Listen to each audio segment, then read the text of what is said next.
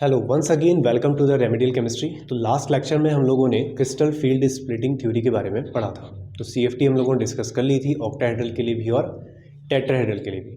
Octahedral के case में जो ऊपर वाले ऑर्बिटल्स होते हैं वो ईजी ऑर्बिटल्स कहलाते हैं, डबली जनरेट ऑर्बिटल, और नीचे वाले ऑर्बिटल्स होते हैं T2G यानी कि ट्रिपली जनरेट ऑर्बिटल। टेट्राहेड्रल के केसेस में जो ऊपर ऑर्बिटल होते हैं DXY, YZ और ZX, उन्हें आप क्या बोलते हैं? ई और टी ऑर्बिटल बोलते हैं। यानी कि वहाँ पे जी वर्ड यूज़ नहीं करना, बस इतना समझना है कि ऑक्टाहेड्रल में जी वर्ड यूज़ करना था जो सेंटर ऑफ सिमेट्री के लिए होता है। टेट्राहेड्रल में आपको वो वर्ड यूज़ नहीं करना है क्योंकि टेट्राहेड्रल में सेंटर ऑफ सिमेट्री प्रेजेंट नहीं होती है। मतलब इसका ये है कि अगर आप यहाँ से ए डिस्टेंस पे एक लिगेंड्स देखते हो तो इसके अपोजिट कोई ए डिस्टेंस पे लिगेंड नहीं है। यहाँ पे अगर ए डिस्टेंस पे एक लिगेंड मिलता है तो इसके अपोजिट कोई लिगेंड नहीं होता है। यहाँ पे एक ए डिस्टेंस पे लिगेंड है तो इसके अपोजिट कोई नहीं है। यहाँ एक लिगेंड है, इसके अपोजिट कोई नहीं है। तो सेंटर ऑफ सिमेट्री प्रेजेंट ना होने की वजह से जी वर्ड का यूज़ नहीं किया जाता है। तो जब आप ऑक्टाहेड्रल डायग्राम बनाते हो तो नीचे आपके 3 ऑर्बिटल्स आते हैं, ऊपर आपके 2 ऑर्बिटल्स आते हैं। ऊपर वाले ऑर्बिटल को ईजी कहा जाता है, नीचे वाले ऑर्बिटल्स को T2G। टेट्राहेड्रल के केस में ये उल्टा होता है। क्यों होता है उस पर बात हो चुकी है। नीचे वाले ऑर्बिटल्स को कहा जाएगा ई ऑर्बिटल्स, सिर्फ ई लिखेंगे आप यहाँ पे, और यहाँ पे लिखेंगे आप T2। तो आज इस लेक्चर में हम लोग डिस्कस करेंगे कि क्रिस्टल फील्ड स्प्लिटिंग एनर्जी किन बातों पे डिपेंड करती है। तो सबसे पहले हेडिंग हमारी यही है, फैक्टर्स अफेक्टिंग CFSC। तो हेडिंग लिख लेंगे, फैक्टर्स अफेक्टिंग, जो आपको क्वेश्चंस करने में हेल्प करेगा।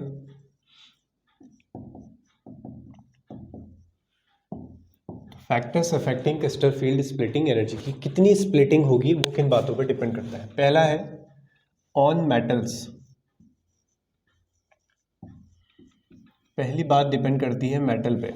अगर इफेक्टिव न्यूक्लियर चार्ज इंक्रीज होगा, मतलब मेटल का साइज छोटा है तो अट्रैक्शन पावर भी क्या होगी, उसकी ज़्यादा होगी। तो अगर इफेक्टिव न्यूक्लियर चार्ज ज़्यादा है तो लिगेंड्स को ज़्यादा अट्रैक्ट करेगा। अगर मेटल के का जो इफेक्टिव न्यूक्लियर चार्ज है, अट्रैक्शन पावर ज़्यादा है लिगेंड्स के लिए, तो लिगेंड्स को अट्रैक्ट करेगा। अब लिगेंड्स ज़्यादा अच्छे से अप्रोच करेंगे तो मेटल के डी ऑर्बिटल्स के साथ लिगेंड्स का रिपल्शन भी ज़्यादा होगा। ठीक है, तो इफेक्टिव न्यूक्लियर चार्ज इंक्रीज होने से रिपल्शन बिटवीन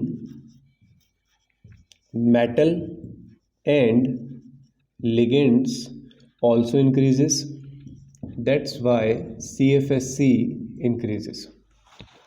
क्लियर हुआ। ऐसे ही अगर मेटल की ऑक्सीडेशन स्टेट इंक्रीज हो तो बेटा ऑक्सीडेशन स्टेट का मतलब भी तो यही है, कोबाल्ट +2 है और +3 है। मैं बोलूँ आपसे किसकी CFSC ज़्यादा होगी तो आप बोलेंगे सर +3 की ज़्यादा होगी। तो ऑक्सीडेशन स्टेट इंक्रीज होने से भी क्या होता है, इफेक्टिव न्यूक्लियर चार्ज बढ़ जाता है, तो अगेन रिपल्शन बढ़ जाएगा। तो रिपल्शन बढ़ेगा तो CFSC की वैल्यू भी ज़्यादा आ जाएगी, स्प्लिटिंग भी ज़्यादा होगी, यानी कि एनर्जी गैप भी बढ़ जाएगा। क्लियर हुआ? क्लियर है। तो अट्रैक्शन बढ़ेगा, रिपल्शन बढ़ेगा, किसके बीच में, मेटल के डी इलेक्ट्रॉन्स और लिगेंड्स के इलेक्ट्रॉनों के बीच में, जिससे गैप भी क्या होगा, ज़्यादा, यानी कि स्प्लिटिंग ज़्यादा होगी। दूसरा रीज़न क्या है? दूसरा रीज़न होता है नेचर ऑफ लिगेंड्स या फिर सिमेट्री ऑफ लिगेंड्स के बारे में बात कर लेते हैं पहले। सिमेट्री ऑफ लिगेंड्स कि लिगेंड्स किस डायरेक्शन से आते हैं, ये भी तो मैटर कर रहा था ना। CFT में आपने देखा, अगर फेस से आता है तो अलग रिपल्शन, 4 आते हैं 6 आते हैं, यानी कि क्वांटिटी पे भी डिपेंड करता है। तो अगर ज्योमेट्री कैसी है, स्क्वायर प्लेनर है, तो स्क्वायर प्लेनर की CFSC सबसे ज़्यादा होती है, उसके बाद ऑक्टाहेड्रल की सबसे कम होती है, टेट्राहेड्रल की। तो स्क्वायर प्लेनर, अब ये मत सोचना कि सर स्क्वायर प्लेनर में तो 4 ही होते हैं तो ऑक्टाहेड्रल से ज़्यादा कैसे होगी, तो ओरिएंटेशन का भी मेन इफेक्ट पड़ता है। ठीक है, तो स्क्वायर प्लेनर कैसा होगा आपका, कुछ इस तरीके से होगा। ये आपका स्क्वायर प्लेनर है। ठीक है, ऑक्टाहेड्रल आप लोगों ने देखा ही है। कि 4 एक प्लेन में, एक ऊपर और एक नीचे भी है। टेट्राहेड्रल अभी हम बना भी रहे थे, ये कुछ ऐसा है। तो सबसे ज़्यादा CFSC जो होती है वो स्क्वायर प्लेनर की होती है, देन ऑक्टाहेड्रल उससे कम, टेट्राहेड्रल सबसे कम। तो ये ऑर्डर रहता है स्प्लिटिंग का, तो सबसे ज़्यादा स्प्लिटिंग इसमें होगी। फिर इसके बाद आते हैं हम जो सबसे इम्पॉर्टेंट है, जहाँ से हम स्पेक्ट्रोकेमिकल सीरीज़ के बारे में भी बात करते हैं, तो वो है हमारे पास ऑन लिगेंड्स, कि लिगेंड्स पे कैसे डिपेंड करेगा। तो इसको इरेज कर देते हैं। तो अगर इफेक्टिव न्यूक्लियर चार्ज बढ़ रहा है तो अट्रैक्शन पावर बढ़ रही है, CFSC बढ़ रही है, ठीक। ऑक्सीडेशन स्टेट बढ़ रही है मेटल की, तो भी अट्रैक्शन पावर बढ़ रही है, तो भी रिपल्शन बढ़ेगा, CFSC अगेन इंक्रीज होगी। फिर सिमेट्री पे डिपेंड करेगा, ज्योमेट्री कैसी है आपकी। अगर स्क्वायर प्लेनर है, क्रिस्टल फील्ड स्प्लिटिंग गैप बहुत ज़्यादा होगा, ऑक्टाहेड्रल में उससे थोड़ा कम, लेकिन टेट्राहेड्रल से ज़्यादा। तो मेन फोकस आपका ऑक्टाहेड्रल और टेट्राहेड्रल में रहेगा। अब बात करते हैं लिगेंड्स पे। ऑन लिगेंड्स कि कौन सा लिगेंड आ रहा है, जैसे आप VBT में बात करते थे ना, स्ट्रॉन्ग लिगेंड, वीक लिगेंड, वैसा ही यहाँ पर भी है। तो इसके लिए क्या बताया गया कि सबसे ज़्यादा रिपल्शन शो करते हैं वो लिगेंड्स जो इलेक्ट्रॉन डोनेट करते हैं कार्बन के थ्रू। जहाँ पे डोनर एटम कौन है, कार्बन है, क्यों अभी बात करते हैं। फिर कार्बन डोनर के बाद कार्बन से ज़्यादा इलेक्ट्रोनेगेटिव कौन है, एटॉमिक नंबर 7 किसका, बिल्कुल सही, नाइट्रोजन फैमिली। तो इसके बाद आते हैं नाइट्रोजन डोनर। नाइट्रोजन डोनर के बाद आता है ऑक्सीजन डोनर, यानी कि जिनका डोनर एटम ऑक्सीजन होगा। फिर ऑक्सीजन के बाद लास्ट में आते हैं हेलोजेंस, जिनकी डोनर एबिलिटी सबसे कम होगी। क्लियर। तो कार्बन डोनर सबसे ज़्यादा CFSC क्यों दिखा रहा है, देखिए हमारे पास जो लिगेंड्स का काम है बेटा, वो लिगेंड्स का काम क्या है, जस्ट अ सेकेंड, ओके। तो लिगेंड्स का काम क्या है, इलेक्ट्रॉन डोनेट करना। तो आपके मेटल को इलेक्ट्रॉन देने के लिए एक कार्बन इलेक्ट्रॉन देने वाला है, नाइट्रोजन देने वाला है, ऑक्सीजन देने वाला है, और हेलोजन से मान लीजिए फ्लोरीन है। तो सबसे बेस्ट इलेक्ट्रॉन डोनेट करने वाला कौन है, कार्बन, क्योंकि उसकी इलेक्ट्रोनेगेटिविटी क्या है, कम है, तो डोनर एबिलिटी ज़्यादा होगी। तो जो जितना अच्छा डोनर होगा, मेटल के d ऑर्बिटल्स यानी कि इलेक्ट्रॉन्स उसके साथ ज़्यादा रिपल्शन करेंगे, है ना। यानी कि मेरे पास पहले से इलेक्ट्रॉन थे, मैं मेटल हूँ, मेरे पास पहले से इलेक्ट्रॉन है, d ऑर्बिटल्स है, और मेरे सामने ये लोग खड़े हैं इलेक्ट्रॉन देने के लिए। तो मुझे जो जल्दी से इलेक्ट्रॉन देगा, मेरे इलेक्ट्रॉन उसी के साथ ज़्यादा रिपल्शन फील करेंगे, तो एनर्जी गैप भी क्या होगा, ज़्यादा होगा। तो जो बेस्ट डोनर होंगे वो CFSC हाई दिखाएंगे। क्लियर हुआ। हेलोजन सबसे बेकार माने जाते हैं डोनेशन में, तो इसलिए वो सबसे लिस्ट में पीछे रहेंगे। तो इसी सीरीज़ को जिसमें एक्चुअल में लिगेंड्स रख दिए गए, क्योंकि कार्बन से डोनेट करने वाला एक ही लिगेंड थोड़ी है, 3-4 लिगेंड है जो कार्बन से डोनेट कर सकते हैं। नाइट्रोजन से डोनेट करने वाले भी ज़्यादा हैं, NO2 भी है, NO3 1 नेगेटिव भी है, NO2 1 नेगेटिव भी है, इथाइलिन डाइएमीन भी है, और भी कई सारे हैं। ऑक्सीजन डोनर में हाइड्रोक्साइड भी आता है, ऑक्साइड भी आता है, ऑक्जेलेट आयन भी आता है, हेलोजेंस में सारे हेलोजेंस आते हैं। तो इनका एक प्रॉपर जो ऑर्डर बताया गया, उसी सीरीज को कहा जाता है स्पेक्ट्रोकेमिकल सीरीज। क्लियर। तो ऐसी सीरीज जो लिगेंड्स की डोनर एबिलिटी के बारे में बताती है या उनकी स्प्लिटिंग की स्ट्रेंथ को बताती है, उस सीरीज को क्या कहा जाता है, स्पेक्ट्रोकेमिकल सीरीज कहा जाता है। Is it clear. ओके। अब बात ये रही कि सर क्या हमें ये सीरीज याद करने की रिक्वायरमेंट है, तो मुझे नहीं लगता कि तुम्हें याद करने की रिक्वायरमेंट है। ठीक है। तो बहुत अच्छे क्वेश्चंस, अगर आप कभी ट्रांस इफेक्ट जैसे क्वेश्चंस को ट्राई करना चाहते हैं देन आपको याद करना पड़ेगा, लेकिन बोर्ड एग्जाम्स के लिए, इवन नीट वगैरह के लिए भी इसकी एज सच रिक्वायरमेंट नहीं है। तो कार्बन डोनर में सबसे आगे आता है CO। फिर नाइट्रोजन डोनर की बात कर लेते हैं यहाँ पर। तो कार्बन डोनर वाले मैंने 2 लिख दिए हैं, ये बेस्ट स्ट्रॉन्ग लिगेंड्स की तरह काम करते हैं, कार्बोनिल CN नेगेटिव, फिर यहाँ पे आता है NO2 1 नेगेटिव, फिर उसके बाद इथाइलिन डाईएमीन आ जाता है, फिर ऑक्सीजन डोनर आने लग जाएंगे, ऑक्जेलेट आयन वगैरह आने लग जाएंगे, फिर उसके बाद हेलोजन डोनर आने लग जाएंगे। तो ये मैंने एक नॉर्मल ऑर्डर लिख लिया है जो हमें क्वेश्चंस में यूज़ करने को मिल जाता है। अमोनिया भी यहीं बीच में लाइज करेगा। क्लियर हुआ? अब इस सीरीज़ को आप बुक से देख सकते हैं, अगर आप कहें तो मैं लिख भी देता हूँ यहाँ पर। जैसे I नेगेटिव है, चलिए लिख देते हैं। तो I नेगेटिव, Br नेगेटिव, और रीज़न पे नहीं जाना है अब इसके ज़्यादा, मैंने एक आइडिया दे दिया है, लेकिन हर एक एग्जांपल का रीज़न आप इससे नहीं समझ सकते हैं, क्योंकि CFT इस बात को समझा ही नहीं सकती है। वो तो मैंने एक बेसिक कॉन्सेप्ट से आप लोगों को थोड़ा सा आइडिया दिया है। Cl नेगेटिव है, S2 नेगेटिव है, मैंने भी याद नहीं की है क्योंकि मुझे भी ज़रूरत लगी नहीं है ऐसी। OH नेगेटिव, फिर C2O4 2 negative, then H2O, H2 एक वीक लिगेंड होता है, फिर NCS 1 नेगेटिव, EDTA। तो अलग अलग बुक्स में आप देखेंगे किसी में कुछ लिगेंड ज़्यादा लिखे होंगे, कुछ कम लिखे होंगे, वही मैंने कहा ना, ज़रूरत के हिसाब से।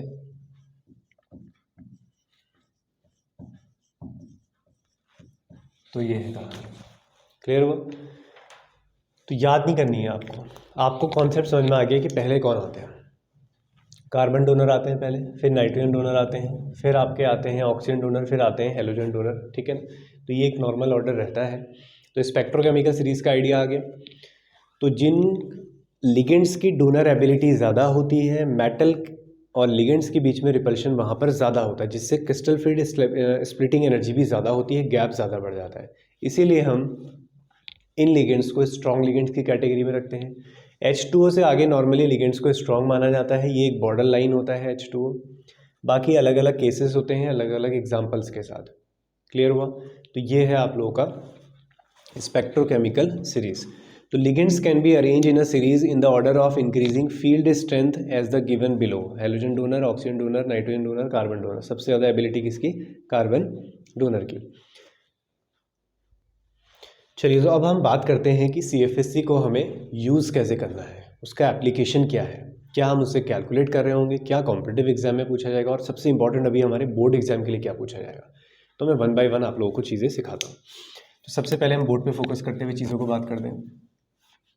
तो इससे हम लोग एक चीज़ तो ये बता सकते हैं कि आप यहाँ से इनके इलेक्ट्रॉनिक कॉन्फ़िगरेशन लिख सकते हो।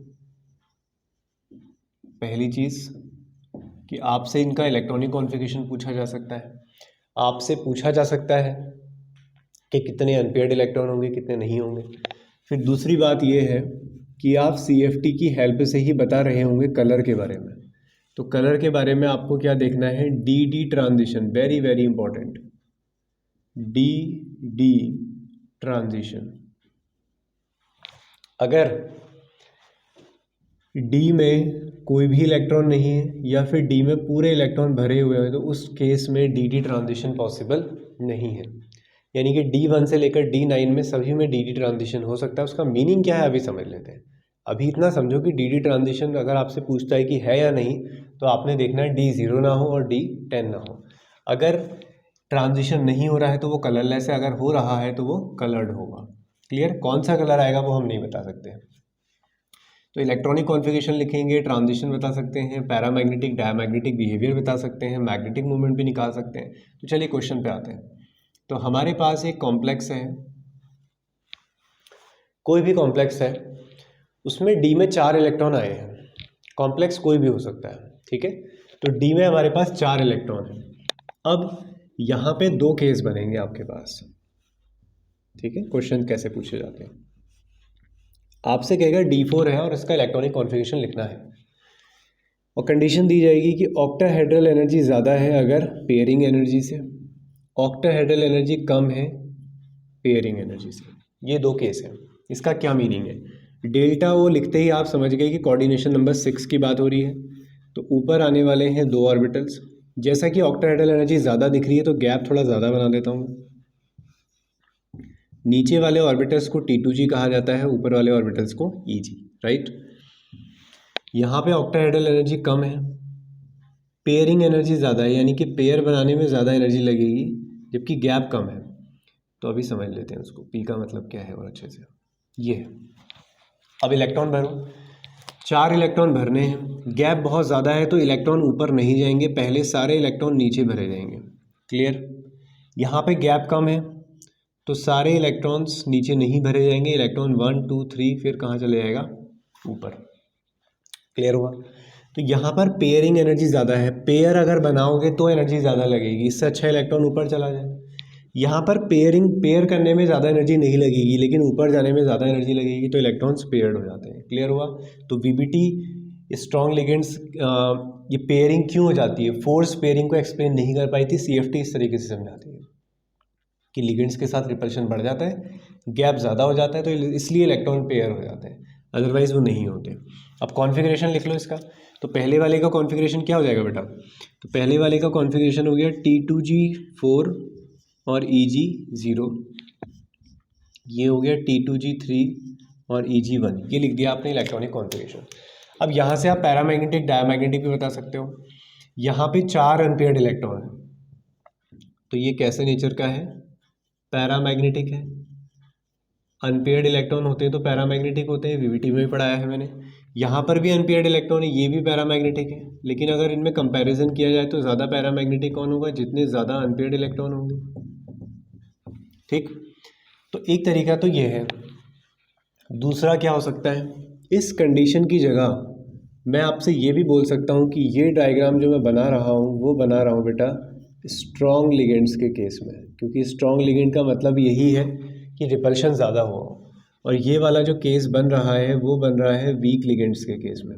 तो आपको क्वेश्चन में ऐसा भी बोला जा सकता है कि D4 का कॉन्फ़िगरेशन लिखो स्ट्रॉन्ग और वीक के लिए। इसमें दूसरा और क्या हो सकता है, यहाँ पे आपको ये लिखा जा सकता है कि यहाँ पे कॉम्प्लेक्स कैसा रहेगा, हाई स्पिन रहेगा, यानी कि इलेक्ट्रॉन फैला के भरो। और यहाँ पे कहा जाएगा आपसे कि ये वाला एक केस ये हो गया है, दूसरा केस होगा लो स्पिन, यानी कि इलेक्ट्रॉन्स को क्या कर दो, पेयर कर दो। क्लियर हुआ? तो आपको ये बताया जाएगा कि 6 इलेक्ट्रॉन है, 5 है, 7 है, फिर 2 कंडीशंस दी जाएगी कि ऑक्टाहेड्रल एनर्जी ज़्यादा है, कम है, और किस तरीके से उसमें इलेक्ट्रॉन फिल करने हैं। तो आपसे यहाँ से सवाल पूछे जा सकते हैं। अब बात करते हैं डी ट्रांजिशन की, कलर की। क्या पहला वाला कंपाउंड कलर्ड होगा? क्या डी से डी में इलेक्ट्रॉन जा सकता है? बिल्कुल जा सकता है। अगर इसको एनर्जी मिलेगी तो इलेक्ट्रॉन जंप करके ऊपर जा सकता है, क्योंकि ऊपर ऑर्बिटल खाली है। तो ये भी डी ऑर्बिटल है, ये भी डी ऑर्बिटल है, इसीलिए इसे क्या बोला गया है बेटा, डी ट्रांजिशन। क्लियर? यहाँ पर भी एनर्जी अगर दी जाए तो इलेक्ट्रॉन जंप करके ऊपर जा सकता है, तो ये भी डी ट्रांजिशन है। तो दोनों ही कंपाउंड कलर्ड हो सकते हैं। क्लियर हुआ? डी ट्रांजिशन कब नहीं होता, मान लीजिए सारे इलेक्ट्रॉन भर गए, अब तो डी ट्रांजिशन नहीं है, या मान लीजिए इसमें कोई इलेक्ट्रॉन ही नहीं है, तो इसका मतलब तो भी डी ट्रांजिशन पॉसिबल नहीं होगा। लेकिन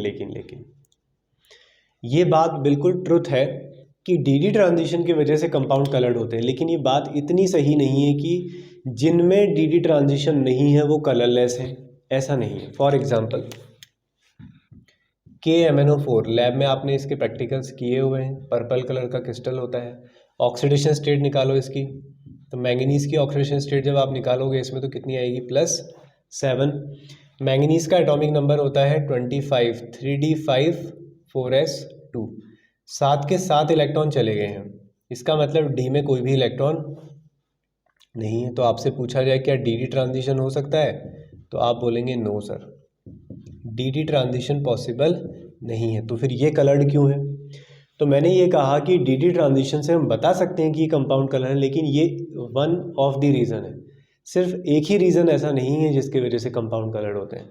यहाँ पे रीज़न होता है ligands to metal charge transfer. Electron यहाँ पर डी से डी में जा रहे हैं, इसमें क्या होता है, लिगेंड्स कौन है यहाँ पर, लिगेंड्स ऑक्सीजन।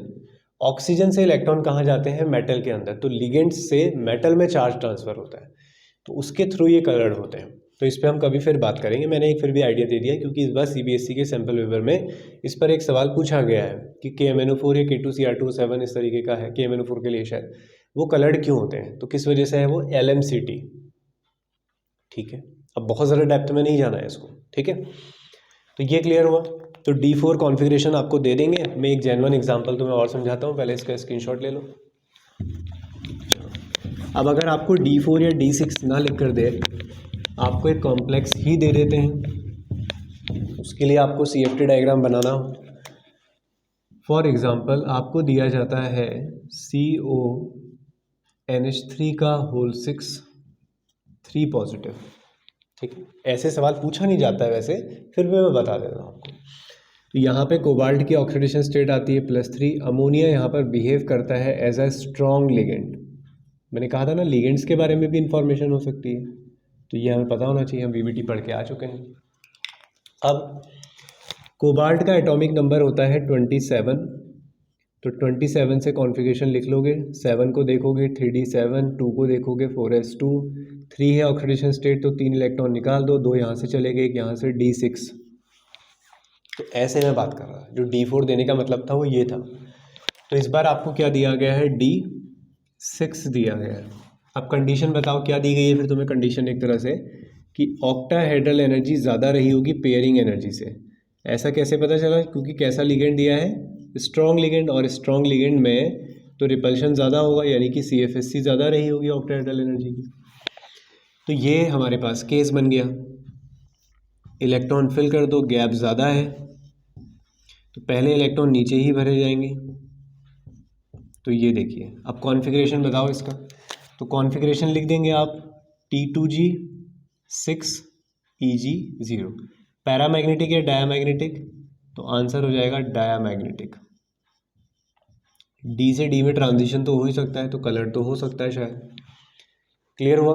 तो CFT से सवाल आपके इस तरीके से हैं। पहले तो वही बता दिए मैंने, जैसे कॉन्सेप्ट है उस पर बेसिस क्वेश्चंस हैं। बाकी ये CFSC से सॉल्व करने का तरीका ये रहेगा। एक रिक्वेस्ट आप लोगों से ये है कि CFT वगैरह से आप कभी भी पैरामैग्नेटिज्म, डायामैग्नेटिक वगैरह बिहेवियर मत बताओ, वो VBT से बताओ। हाइब्रिडाइजेशन के लिए, अनपेड इलेक्ट्रॉन वगैरह के लिए आप VBT पे जाओ। यहाँ पे आना है तो कलर्ड बताओ, या फिर आपसे कहा जा रहा हो स्पेशली कि CFT से एक्सप्लेन करो, तो ही आप इससे एक्सप्लेन करो, ठीक है। तो डायामैग्नेटिक हो गया, कॉन्फ़िगरेशन आप लोगों ने लिख दिया है। तो ये कहानी है CFSC की, क्रिस्टल फील्ड स्प्लिटिंग एनर्जी। अब इसका कैलकुलेशन कैसे किया जाता है वो मैं तुम्हें एक थोड़ा सा आइडिया देता देता हूँ, जो कि बोर्ड एग्ज़ाम का पार्ट नहीं रहेगा, थोड़ा सा, बहुत थोड़ा सा एक्स्ट्रा है वो, ऐसे कुछ बहुत ज़्यादा नहीं है।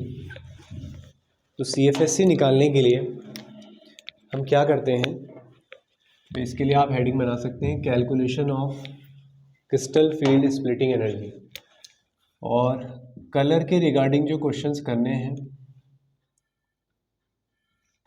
उसके एक सेपरेट वीडियो में बनाऊंगा, क्योंकि अगर मैं इसमें मिक्स करूंगा तो फिर इस लेक्चर का लेवल थोड़ा ज़्यादा बढ़ जाएगा। और मैं जानता हूँ कि तुम लोग, ऐसा नहीं कि तुम लोग पढ़ना तो चाहते ही हो, बट फिर थोड़ा सा मिक्स हो जाएगा, क्योंकि अब एग्ज़ाम टाइम भी काफ़ी नज़दीक आ गया है बोर्ड का।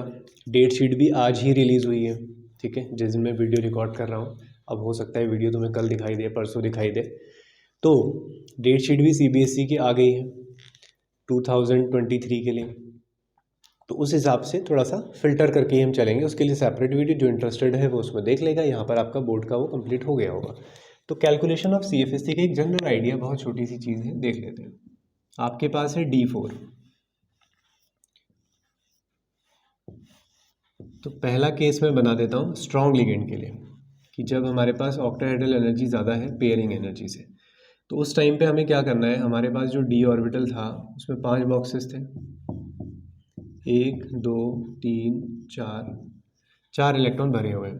अब ऑक्टाहेड्रल एनर्जी ज़्यादा है, सारे इलेक्ट्रॉन कहाँ आ गए, नीचे आ गए, ऊपर कोई भी इलेक्ट्रॉन नहीं गया है, ठीक है, ओके।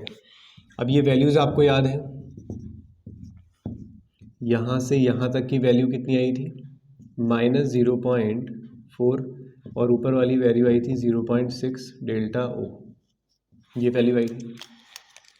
तो कैलकुलेट कर लेते हैं। तो पर इलेक्ट्रॉन के लिए ये वैल्यू है, कितने इलेक्ट्रॉन है, 4, तो 4 इंटू -0.4 डेल्टा O, तो कितना आ गया है, -1.6 डेल्टा O।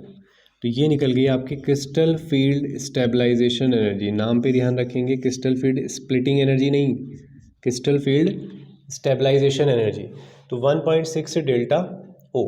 अब प्लस इसके साथ लिखा जाएगा एक पी, क्योंकि इसके रियल स्ट्रक्चर में देखो, क्या यहाँ पर कोई पेयरिंग हुई है? नहीं, यहाँ पर पेयरिंग में एनर्जी लगी है, तो ये है वो पेयरिंग एनर्जी।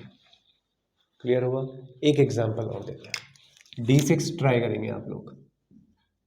लो स्पिन के लिए बता रहा हूँ मैं, ठीक है।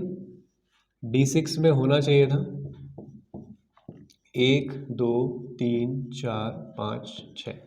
ये वाला एग्जांपल इसलिए बता दे रहा हूँ मैं, कई बुक्स में गलत दिया हुआ है। अब अगेन मैंने केस दिया है स्ट्रॉन्ग लिगेंड का, यानी कि ऑक्टाहेड्रल एनर्जी ज़्यादा है पेयरिंग एनर्जी से। 6 इलेक्ट्रॉन भरो, 1 2 3 4 5 और 6। अब कैलकुलेशन कर लो। तो बच्चे बोलते हैं सर क्या ही है इसमें, 0 पॉइंट कितना था 4 × 6 डेल्टा ओ, तो कितना आ गया, माइनस था नहीं, तो -2.4 डेल्टा ओ। अब वो पेयरिंग में क्या करते हैं, 3 पी लिख देते हैं, जो कि गलत है। ऊपर देखो ज़रा, ये स्ट्रक्चर मैं इसलिए बनवा रहा हूँ ये वाला। यहाँ पर एक पेयर पहले से ही है, मतलब एक पेयरिंग एनर्जी के लायक एनर्जी हमारे पास पहले से ही है। एक पेयर बनाने के लिए एनर्जी तुम पहले से ही लेकर आते हो, इलेक्ट्रॉन्स पहले से ही रखते हो एनर्जी। तो तुमने जो एक्स्ट्रा एनर्जी लगाई है वो सिर्फ कितने पेयर बनाने के लिए लगाई है, 2। तो ये आपका आंसर होना चाहिए 2p। This is the right answer. Clear हुआ? तो हमेशा यहाँ पे आपको ध्यान रखना है, यहाँ से आपको पता चलेगा कि कितने पेयर यूज़ करने हैं, कितने नहीं करने हैं। तो पहले से एक पेयरिंग हो चुका था, तो उतनी एनर्जी थी आपके पास, तो आपने एक्स्ट्रा 2 ही पेयर बनाए हैं, तो 2p ही ऐड किया जाएगा। तो ये था कैलकुलेशन ऑफ CFSC। तो यहाँ से आप CFSC को कैलकुलेट भी कर सकते हैं। तो आज का वीडियो फ़िलहाल हम यहीं पे कंप्लीट करते हैं। तो नेक्स्ट लेक्चर में आपको मैं कलर्ड पे थोड़ा सा और फोकस करेंगे। LMCT के 1-2 एग्जांपल और बताएंगे, K2Cr27 KMNO4, और लाइट एब्जॉर्प्शन के थ्रू कलर को कैसे बताया जाता है। स्ट्रॉन्ग लिगेंड्स की वजह से वीक लिगेंड में जब हम एक्सचेंज करेंगे तो कलर पे कैसे चेंजेस आते हैं, तो उन पे भी हम क्वेश्चन देखेंगे। मिलते हैं नेक्स्ट वीडियो में।